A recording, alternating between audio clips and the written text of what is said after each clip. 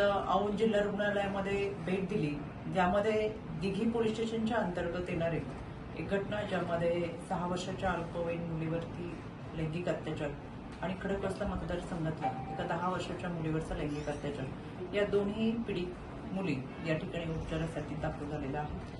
त्यांच्याशी संवाद साधला. आमच्या जिमोबा आणि बालकल्याण समितीच्या माध्यमातून त्यांचं काउन्सिलिंग चालू आहे. त्यांची तब्येत चांगली आहे. यामध्ये रिपोर्ट सादर करण्यात आलेले आहे. या दोन्ही घटनेतल्या आरोपींना अटक करण्यात आलेली आहे.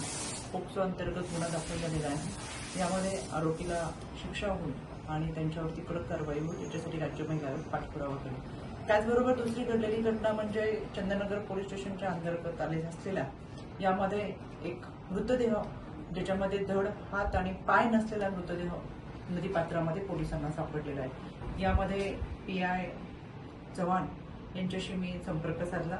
यामध्ये PM रिपोर्टमध्ये ही व्यक्ती 35 ते 40 वयोगटातली आहे हे प्रथमदर्शनी समोर आलंय.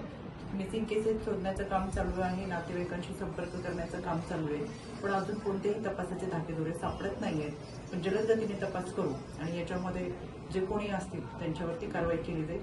पण अनोळखी व्यक्तीवरती 302 कलम अंतर्गत गुन्हा दाखल करण्यात आलेला आहे. राज्य महिला आयोगाच्या वतीने याचा देखील पाठपुरावा करतोय.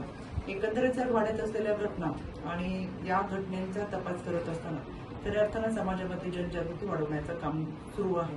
यामध्ये मला आवर्जून उल्लेख करावासा वाटतो तो म्हणजे औंध जिल्हा रुग्णालयामध्ये child friendly one stop centre सुरू करण्यात आले, जे महाराष्ट्रातलं पहिलं वन स्टॉप सेंटर हे चाइल्डसाठी आहे. आपल्या माध्यमातून मला विनंती करायची, अशा कोणत्याही घटना आपल्या आजूबाजूला घडत असतील, त्या अल्पवयीन मुलींच्या संदर्भातील असेल, विद्यार्थ्यांच्या संदर्भात असेल आणि त्याची तक्रार आपल्याला नोंद करायची असेल, पुढची शासकीय माहिती हवी असेल, कायद्याच्या चौकटीतून वैद्यकीय माहिती हवी असेल, कायदेशीर बाबींची पूर्तता करायची असेल, तर आपण जरूर या वन स्टॉप सेंटरशी संपर्क साधा.